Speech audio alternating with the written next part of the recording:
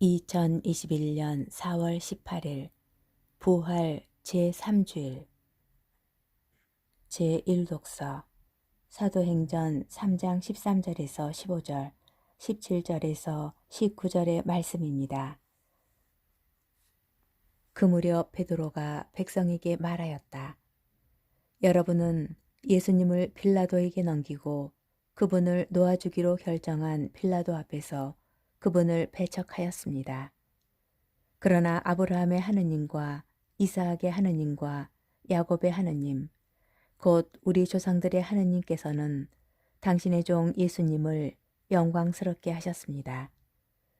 여러분은 거룩하고 의로우신 분을 배척하고 살인자를 풀어달라고 청한 것입니다. 여러분은 생명의 영도자를 죽였습니다.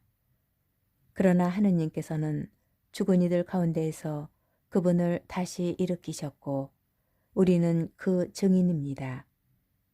이제 형제 여러분, 나는 여러분도 여러분의 지도자들과 마찬가지로 무지한 탓으로 그렇게 하였음을 압니다.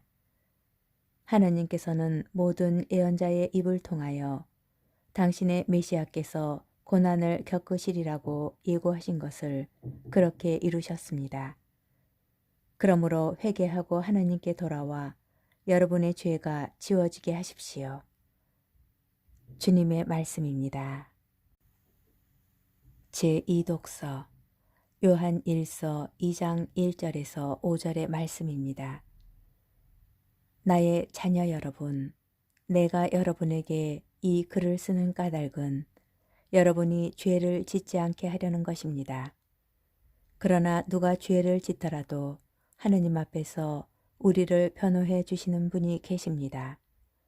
곧 의로우신 예수 그리스도이십니다. 그분은 우리 죄를 위한 속죄 제물이십니다. 우리 죄만이 아니라 온 세상의 죄를 위한 속죄 제물이십니다. 우리가 하느님의 계명을 지키면 그것으로 우리가 그분을 알고 있음을 알게 됩니다.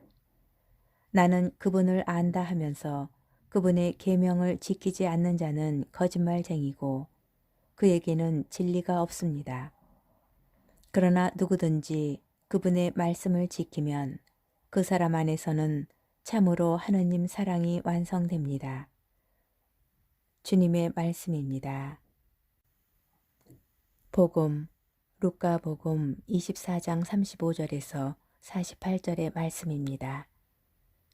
그 무렵 예수님의 제자들은 길에서 겪은 일과 빵을 떼실 때에 그분을 알아보게 된 일을 이야기해 주었다. 그들이 이러한 이야기를 하고 있을 때 예수님께서 그들 가운데에 서시어 평화가 너희와 함께 하고 그들에게 말씀하셨다. 그들은 너무나 무섭고 두려워 유령을 보는 줄로 생각하였다. 그러자 예수님께서 그들에게 이르셨다. 왜 놀라느냐? 어찌하여 너희 마음에 여러 가지 의혹이 있느냐? 내 손과 내 발을 보아라. 바로 나다. 나를 만져보아라. 유령은 살과 뼈가 없지만 나는 너희도 보다시피 살과 뼈가 있다. 이렇게 말씀하시고 나서 그들에게 손과 발을 보여주셨다. 그들은 너무 기쁜 나머지 아직도 믿지 못하고 놀라워하는데 예수님께서 그들에게 여기에 먹을 것이 좀 있느냐 하고 물으셨다. 그들이 구운 물고기 한 토막을 드리자 예수님께서는 그것을 받아 그들 앞에서 잡수셨다. 그리고 그들에게 이르셨다. 내가 전에 너희와 함께 있을 때에 말한 것처럼 나에 관하여 모세의 율법과 애언서와 시편에 기록된 모든 것이 다 이루어져야 한다. 그때 예수님께서는 그들의 마음을 여시어 성경을 깨닫게 해주셨다. 이어서 그들에게 이르셨다. 성경에 기록된 대로 그리스도는 고난을 겪고 사흘 만에 죽은 이들 가운데에서 다시 살아나야 한다. 그리고 예루살렘에서부터 시작하여 죄의 용서를 위한 회개가 그의 이름으로 모든 민족들에게 선포되어야 한다. 너희는 이 일의 증인이다. 주님의 말씀입니다. 오늘의 묵상. 신학교에 입학한 지 5년이 지난 어느 날 제 자신에게 질문을 던졌습니다. 앞으로 4년 뒤면 신부가 될 터인데 지금처럼 살아도 될까? 아직 아무 하느님 체험도 없고 하느님도 알지 못하는데 하느님을 전할 수 있을까? 이런 큰 고민에 빠져 있을 때 마음을 두드리는 말씀이 있었습니다. 당시 신학교 학장 신부님의 말씀이었습니다.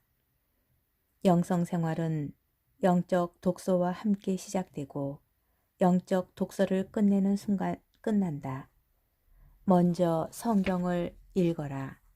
읽으면서 마음에 와닿는 구절을 찾아라. 그 찾은 말씀을 되새겨라. 그리고 그 말씀을 주신 하느님께 감사 기도를 드리고 그 말씀대로 살아라. 그래서 다음 날부터 신약 성경을 읽기 시작하였습니다. 읽다가 마음에 와닿는 말씀이 있으면 밑줄을 긋고 종이에 써서 그 말씀을 외우기 시작하였습니다. 세수를 하고 옷을 입고 성당으로 가는 시간뿐 아니라 수업을 듣기 전에 노트에 그 말씀을 가장 먼저 썼습니다. 그리고 틈날 때마다 되뇌었습니다. 그렇게 말씀을 되새기며 살다 보면 그 말씀과 꼭 맞아떨어지는 일이 생기는데 그럴 때면 그 말씀대로 살아보고자 더욱 노력하였습니다. 그렇게 성경을 읽고 외우며 그 말씀대로 살고자 노력한 지 3년이 지난 어느 날 마음속 깊은 곳에서 깨달음이 올라왔습니다. 참으로 하느님께서 계시는구나. 그냥 저 멀리 계시는 하느님이 아니시라.